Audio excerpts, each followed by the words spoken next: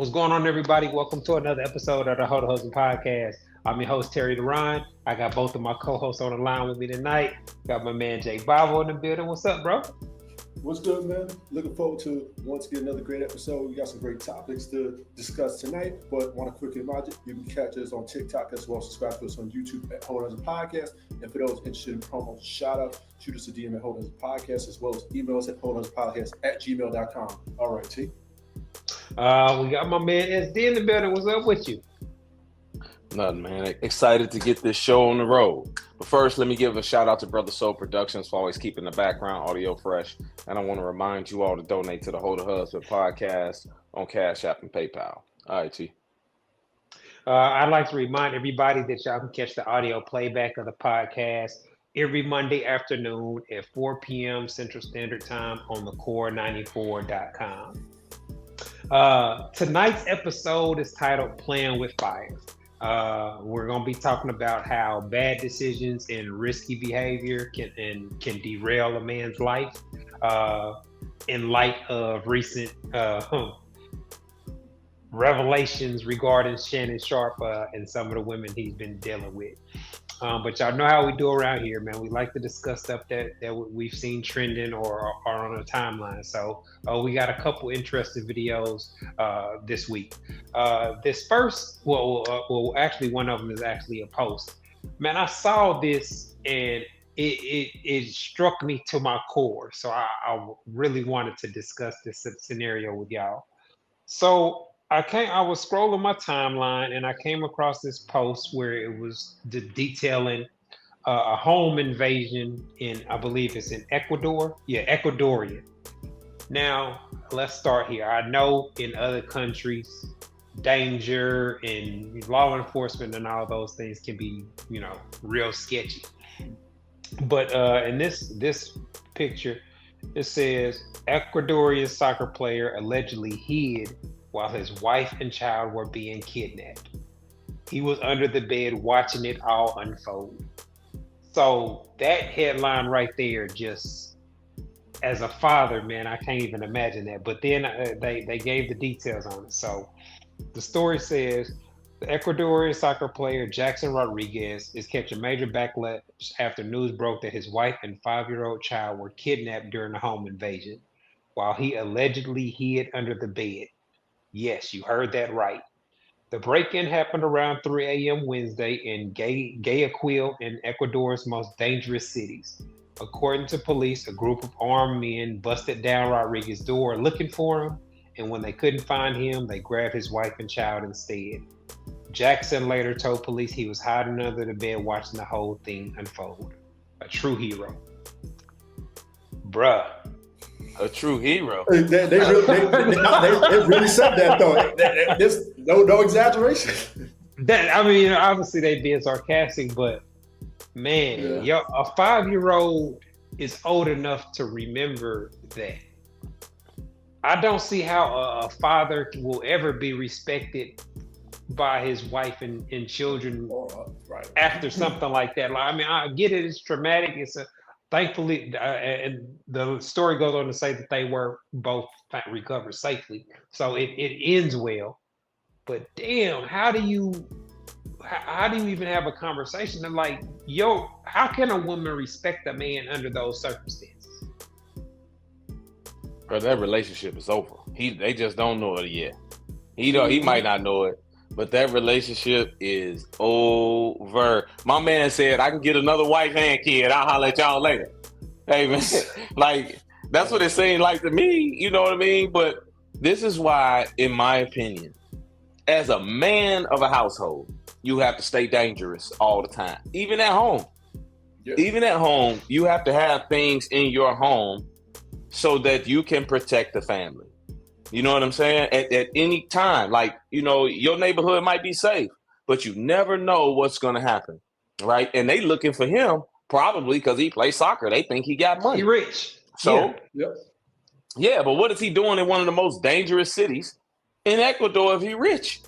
Bro, you supposed to be, I don't even know any cities in Ecuador, but you're supposed to be somewhere I nice. mean, they before said got that. some. I think he plays for their team. I think that's why he's in that city. Okay, makes sense. Hey, I get Yeah, it. It's it a lot says of dudes that play for the Ecuadorian. Bulls. It says Ecuadorian soccer player, but Yeah. you're right. They ain't staying in the hood Yeah. for sure. If you got cash, there's a lot of dudes that play for the Bulls that live in Chicago, but I bet you they don't stay in Inglewood. I can guarantee you that. They stay downtown. They not in Roseland somewhere. No, they are downtown, up north, somewhere else, and they drive in to work. Like I just don't see how this relationship lasts after this. For any woman with any man, and it don't even have to be to this degree. It could be a dude saying something to you disrespectful or grabbing you or something like that. And if your man don't do something, 99.9% of the time that relationship is doomed. Yeah, no question. I mean, I don't see a situation where he recovers from this. I mean, he literally hit under the bed while all that going down. I mean, and like I said, Ecuador, and those places down in Latin America, those are some of the most dangerous places, in the world. People get disappeared, get found in the woods all the time or in the jungle somewhere. But yeah, I don't see any way he could really recover. And because a woman's not going to respect a man that can't protect her. And in this situation, he was nowhere to be found. Granted, this is a worst case scenario. You know what I mean? You sleep in the bed, 3 a.m., armed, multiple men kicking the door and just busting your house. I don't think most men, are going to be in a position to be able to instantly be able to deal with that.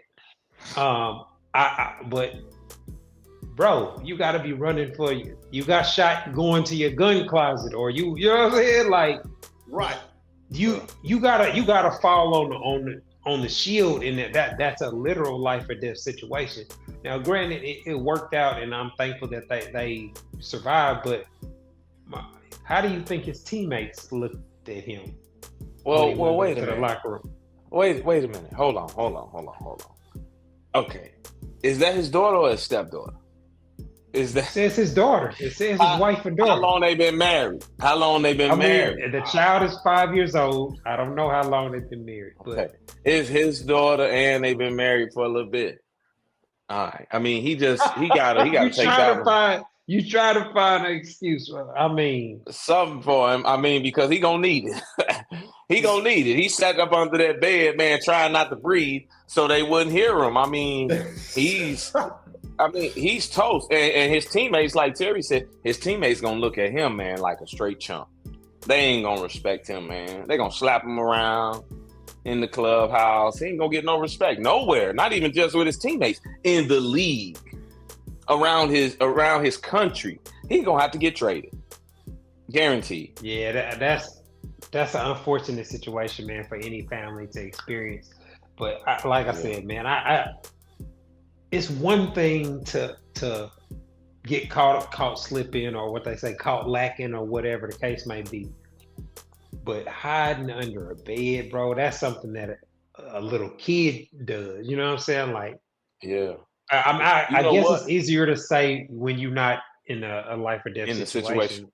Yeah. It reminds me of the only situation that I've had remotely close was when I had the fire last year, and how I had to make the decisions not knowing the outcome. You know what I'm saying? I had to run into a house that was completely black in the effort to get my child. Now, fortunately, she was able to come down the stairs and hear me. But that I'm gonna risk it all for my child. That I didn't sit there and think about, like, I can't imagine watching my wife and daughter be kidnapped. Like, that's a crazy scenario. For you, your survival instinct started kicking. The father instinct, the survival instinct kicked in. So you like, I'm gonna do what I need to do to save my daughter and save everybody in the house, even if that means I can potentially, and the risk. There's an inherent risk, right? You could potentially get hurt or even killed in the line of fire. Yeah. See, this is why I have guns stashed on every level of my house. Every level. And I carry mine around the house. Like, I've been shot before. It don't feel good. Let me tell you. It don't feel good at all. All right. So just because of that happening to me when I was 24 or 25 years old. We talking 20 years ago. To this day, I have guns stashed on every level of my house, and I carry one on me. I keep it on me. I walk around. Terry has seen it while we record. He said, "Hey man, I saw your pistol right there on." Yeah, because just in case I see somebody in here that shouldn't be in here. But I mean, you know, my neighborhood's pretty safe. I ain't never had a problem. But still, I'm always prepared for something to go wrong, just in case. And I even when I'm by myself. So, all right, man. Let's keep things rolling. This next video, this dude, I believe his podcast is called "The Wolf Has Spoken." The dude be dropping a lot of gems, a lot of wisdom. I like the way he articulates a lot of things that we've been discussing. But this video, he was talking about the purpose of dating. Let's take a look.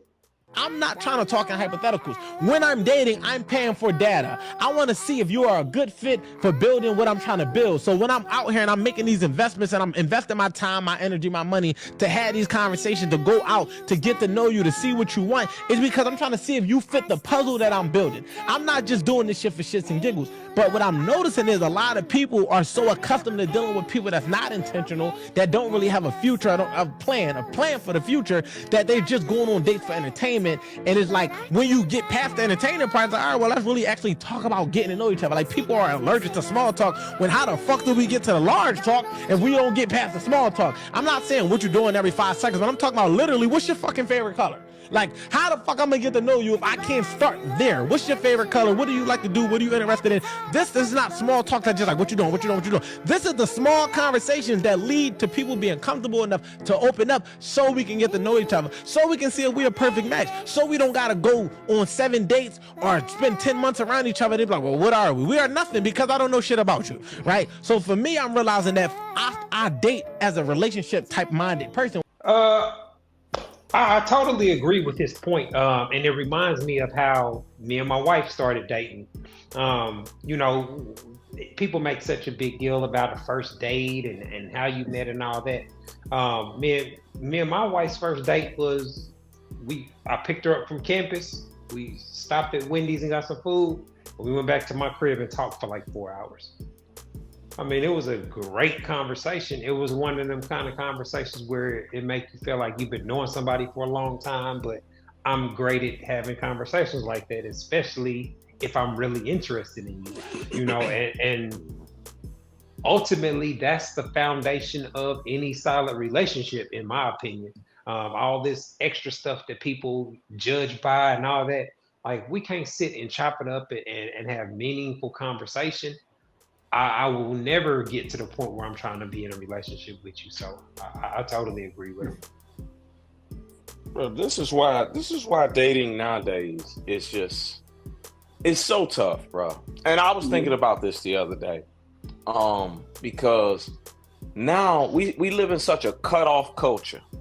Yep. Cut them off culture, right? So that the slightest little thing that you might say will get you cut off. And I'm speaking from personals, where I've known women a couple weeks, a week or two, whatever, and you have these conversations and you say something that you think is normal, right?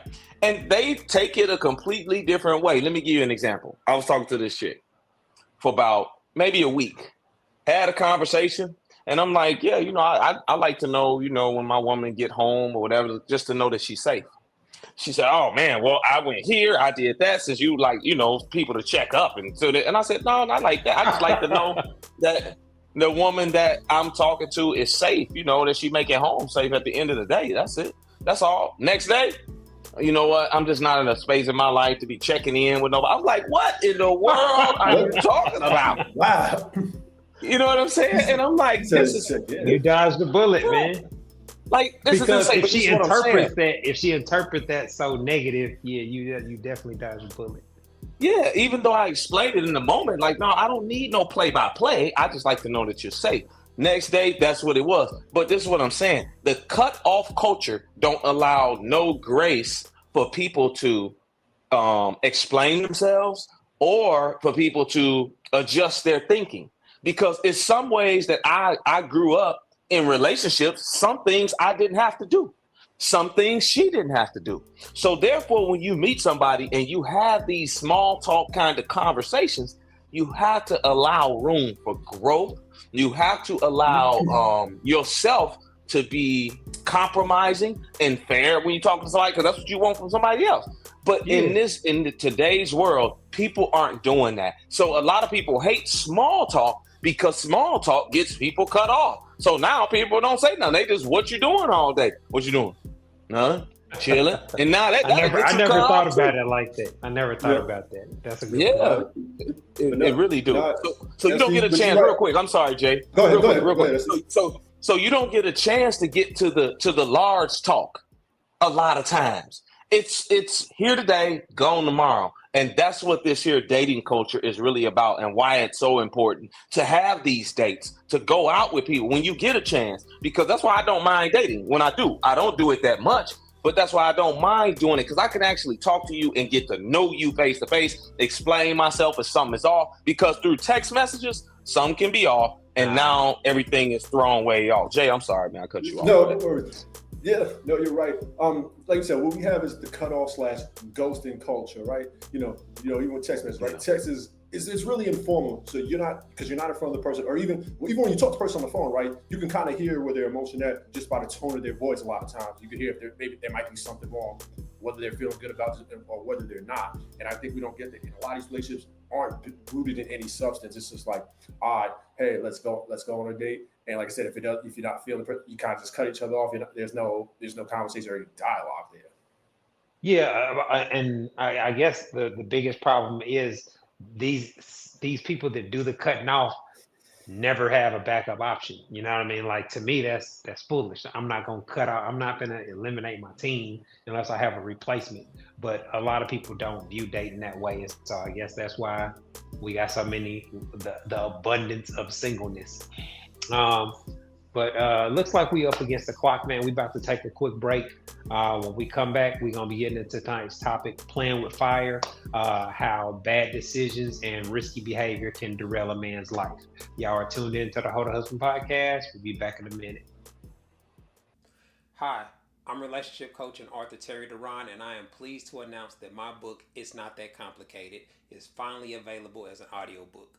So if you don't like to read, or you just don't have time to read a paperback book, this audiobook is perfect for you. You can listen to it while you're in your car, while you're at work, etc. In the book, I break down how husband material men think and operate in regards to sex, love, and relationships, and I provide real quality insight on how husband material men approach dating. The audiobook is available on audible.com and on iTunes. All you have to do is go to one of the websites and search for my name, Terry Duran. Go download your copy today. All right, everybody, welcome back to the Hold a Husband podcast. Tonight's episode is titled Playing with Fire. And we're just going to be having a real candid conversation about how bad decisions and risky behavior can derail a man's life. Obviously, this is sparked by the scandal involving Shannon Sharpe, who was having one of the best years of his life post NFL. You know what I mean? Like, started off with the Cat Williams podcast, and it been up since there. You know, endorsements, all kind of stuff has taken off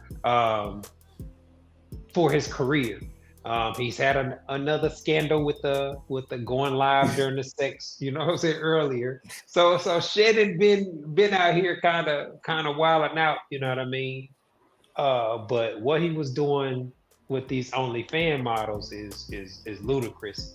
And it's crazy because when you watch his interviews, the decisions, when he's talking to people about their choices and why they did this and that, you can tell he's been around people with wisdom. And you know what I'm saying? Like when he's quoting his grandparents and all that. So for him, of all people, to end up on camera and on tape saying and doing some of this stuff really, really caught me off guard, man. Man, some of this stuff don't catch me off guard, man. You want to know why? Really? Cause the dick will make you do some crazy things, boy. Yeah, I'm saying, like, when you ain't got no dick discipline like that, really, and at his age, he should have it.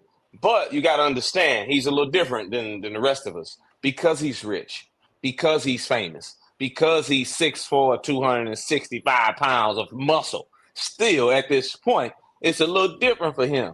But not having dick discipline will derail your life or cause you some type of problems at some point. There's some consequences for it.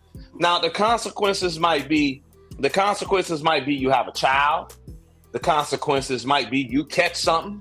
The consequences might be what he going through. Some chick accuse you of something. But very rare do a man go through his whole day dealing with a bunch of women without really vetting them like that and not come out with some scabs and some scrapes and some things that he's going to regret doing that for. So my thing is, the thing that caught me off guard or that surprised me was how she looked.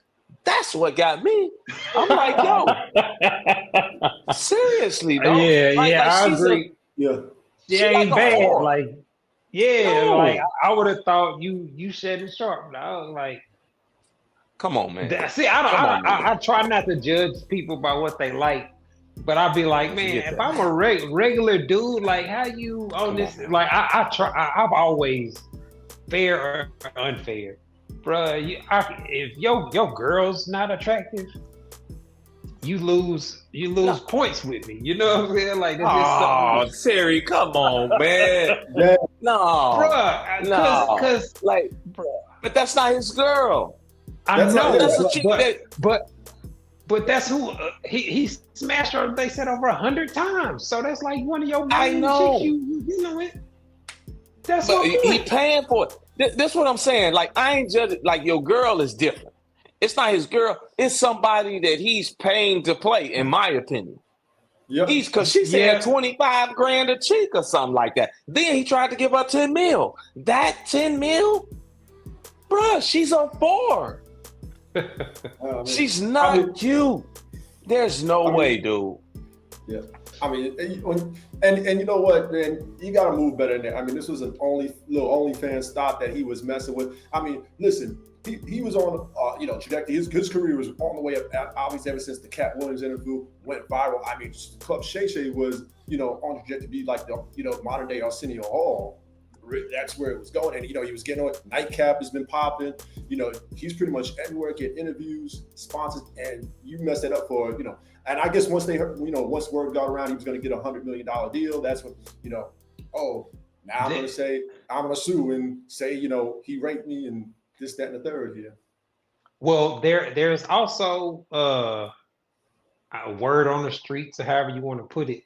About a month or so, Matt Barnes had put out a video where he was saying, hey, Shaq's looking for anybody that got dirt on Shannon Sharp. He's paying some big money for anybody that got dirt. Mm-hmm. They had past beef over something. You know what I'm saying? So to me, I feel like this may come back, after the fact, phone records, once litigation get involved, you never know whose name can show up in the paperwork. But this is a real messy situation that seems like it was targeted. You know what I mean? Like, now, for sure. One of the exchanges that I saw, I guess the most explosive allegation. Obviously, Shannon is saying that the sex was consensual. I'm in agreement on that. But the exchange where it was saying something to the effect like, I cried after you left my house because I was begging you to put on a condom, and I told you no anal sex or whatever. So it's like, and then he when a dude does something out of line, you can tell by their response. So that couple of texts right there is extremely incriminating, because it's your word versus hers now. You know what I mean? And you didn't refute it. You didn't refute it. And what's it called? BDSM. Remember we had old boy that came on. Story Marvelous. Yeah. So when the letters came up, I was like, some people like feathers and candles and all that. Some people like simulated rape or rough sex and all these type of things. So it's like, man, for somebody that's from Georgia to be wilding out like this with white girls, like, it's so crazy because the warnings that he got from Cat Williams and Monique and all these type of things, like when in one ear and out the other, and based off your background and where you come from, man, how many people in your family probably been lynched over white girls? You know what I'm saying? In situations like that. So I was really shocked by that. I thought even if OnlyFans was gonna be involved, it would be a black chick with a big booty. You know what I'm saying? Like, you from Georgia, bro. So not even the warnings that he got from them, the warnings that he got from her. How didn't you see this? Oh, I want you to put a big black baby in me. Excuse me? A big black baby? What are you talking about? And you're gonna be with us, you're gonna be stuck with us for 18 years. Bruh, if these aren't red flags to you, I don't know what it is. She talking about put a big black baby in me. A Snow White girl telling you to put a big black baby in her. This is crazy. But it is, but SD, it was like he liked that. The more she did it, it's like the more he wanted to go back and do more with her. Then she kept talking like that. And it seemed like I think he had a fetish for all this slave play, cosplay he was doing there. He might. I mean, that might be his thing. Like I think a lot of white girls. The taboo-ness of white girls being with black guys, I think, is a big turn on for a lot of white women. But I guess this also kind of brings up kind of the era we're in where everything's under surveillance. You never know when you're being recorded. You never know where a camera's at. And so, man, the way that you have to move now, it's like if I was famous, I'd be afraid to not control the environment. So it's a risk. Like inviting women to where you at is risky, and going to where they at, you could be getting set up. So it's like, damn, how you supposed to maneuver all this? Man, you're supposed to maneuver it carefully. I got a survey that I did where I asked the white women, because it was a study that said 85% of white women want to mess with a black dude. I got it around here somewhere. And I think 83%, and I asked just the white women only, 83% of them or something like that said, yeah, I want a little dark meat in my life. So I believe that you are correct based off of, the things that I have done, the surveys that I have took like that. So I think that most white women want to at least try it. A lot of them might not say nothing down in the rural areas in the country and all that. They might not say nothing. If they're at home watching that porn. Yeah, it could be costly for the man, especially. I mean, they don't take too kindly, for that type of stuff a lot of times. But, I don't know, man. I just think that he was stupid. I think it was a setup from the beginning. Even when she was talking on the phone, but I don't want to be choked. I don't want to be choked. She's recording you, bro. She's recording you, and this sounds scripted to me from her end. How don't you hop off the phone? That's like somebody got a wiretap on, like, so where did you sell drugs at? Yeah. What are you talking about? Like, to me, somebody that's recording your phone calls is obviously doing it to use it against you. Obviously, I guess there could be situations where a person's trying to protect themselves if you're the aggressor or doing something to them. But this is obviously a money grab. And it's unfortunate, but the problem with this scenario is there's no statute of limitations on this type of stuff, because we see how Bill Cosby, decades after the fact, partying, hanging out with women, they can even though they voluntarily did all these things, it can come back and you can be penalized for it. So to me, that's insane. I'm sorry, bro. I agree. But as a black man, we've already got, we living life on all Madden, and everything is already more difficult.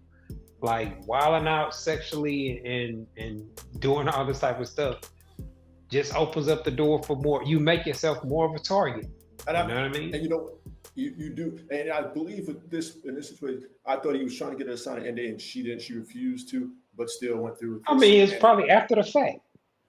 Yeah. Although NDAs aren't foolproof or ironclad in this day and age. Remember that's what happened with Diddy. Cassie signed an NDA, but you can't do it to like if they can say anything criminal, any criminal charge, then the NDA comes null and void. So it's not necessarily ironclad. Oh, so you can't force somebody to not tell about a crime. I mean, I Right. ain't never really been involved with an NDA. I never had to sign one, but I guess that makes sense. But them athletes and them singers, they make them chicks sign that before you even get any dick.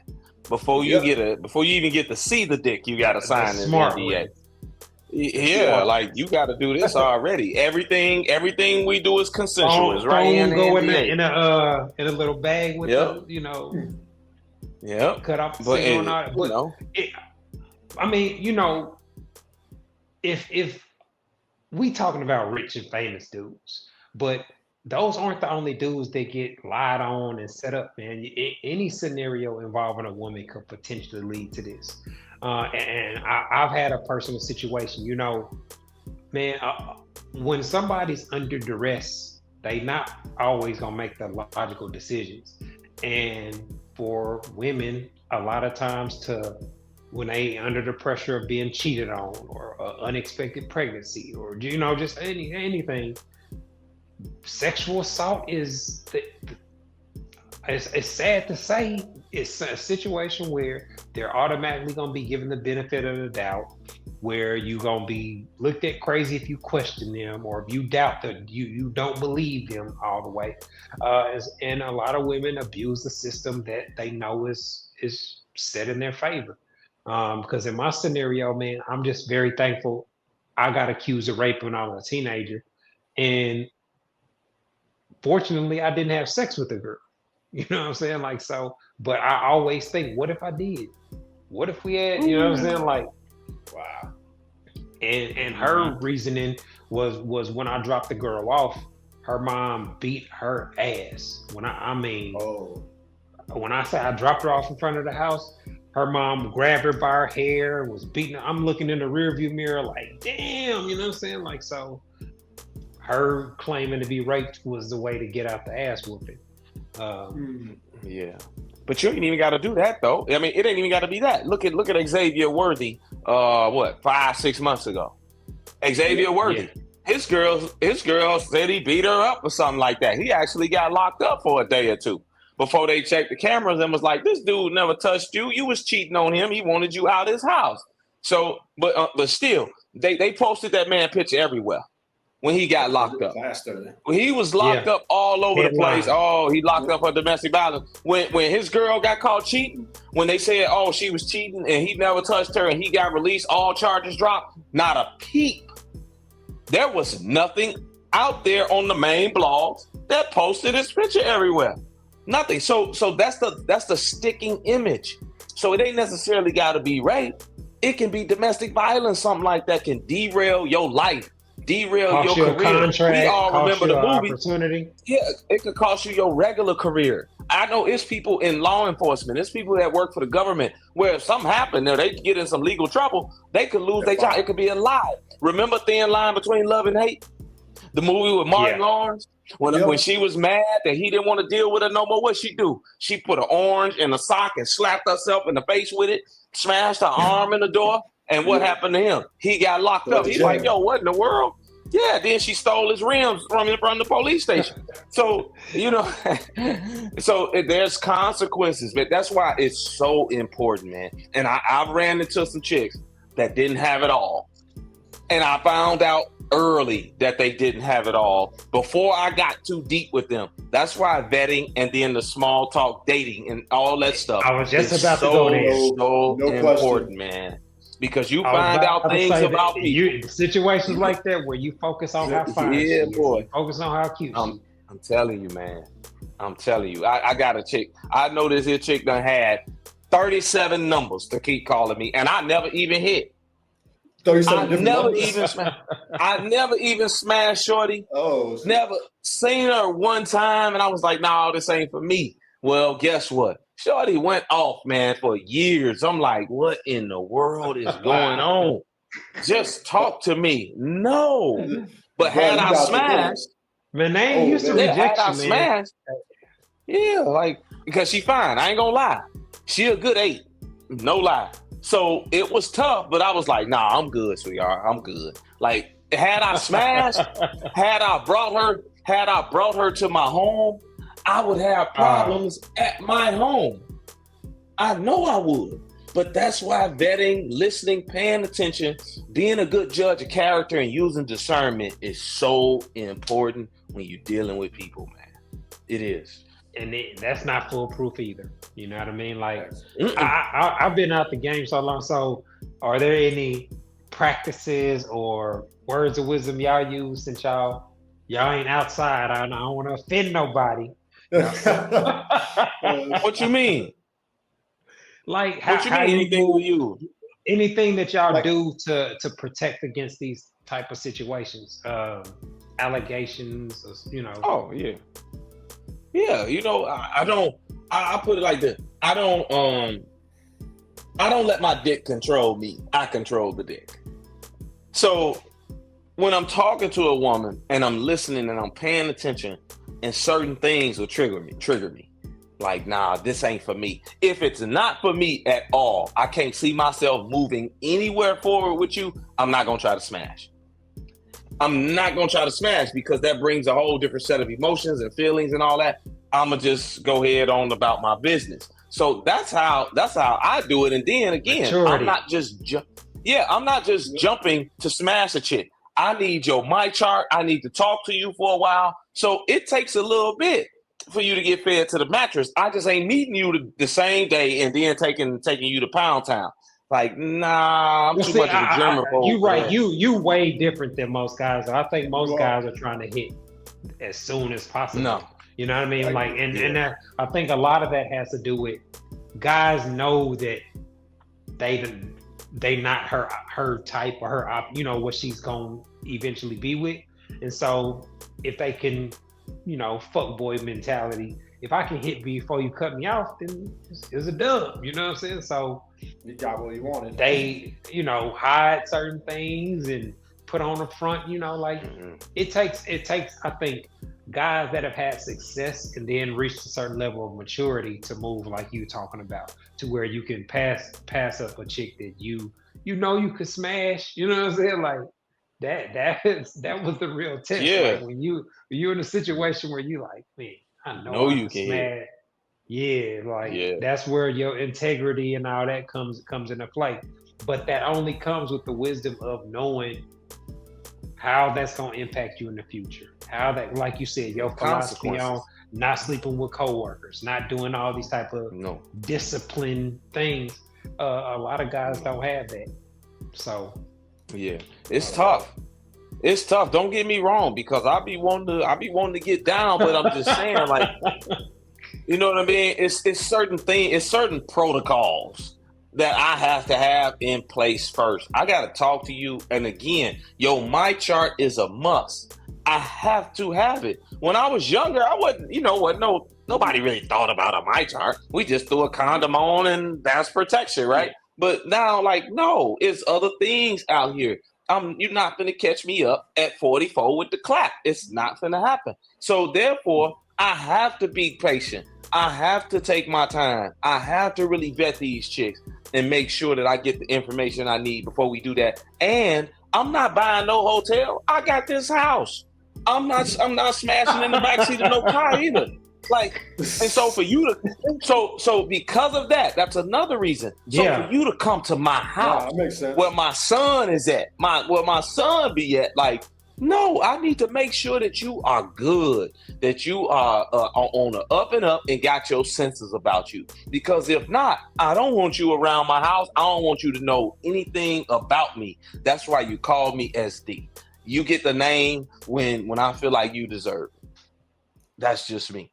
That's smart, man. It makes me think back in my whole phase days, because you're right, man. Between me and my roommate, we would have chicks in and out so often, and there was problems with that. You know what I'm saying? Somebody show up unexpected, or somebody take longer to leave than expected. Like all those type of things create chaos.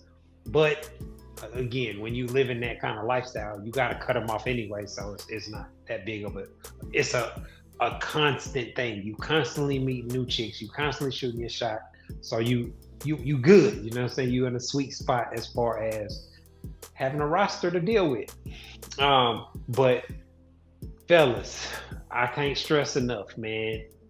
If you doing something that could be interpreted as sexual assault or rape or domestic violence, like, man, choking, slapping, yeah, might I guess I would say get it in Oh, writing, you know what I mean? But even a text message, a woman saying she want to do something like that in text, she could text you later and say she regretted it, or you know what I'm saying? Like, so that's always a risky situation that you gotta at least got a think about, story. man. I got a story. Go ahead. So I had messed with this chick, right? And when we messed around, she wanted to be hit in the face, like slapped hard in the face. You know what I'm saying? I didn't feel right. So, I'm like tapping on the cheek, like,